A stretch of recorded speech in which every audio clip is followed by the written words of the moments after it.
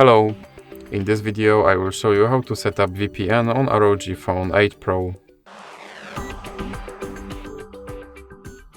So you have to start with opening your Google Play Store and then click on search bar and type in Turbo VPN and click search.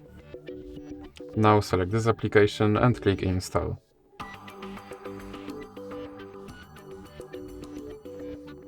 Now click open and click agree and continue.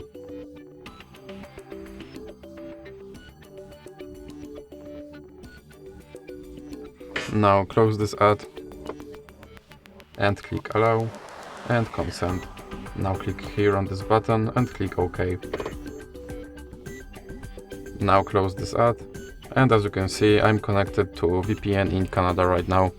So that's it for this video. If you liked it, please remember to leave like and subscribe.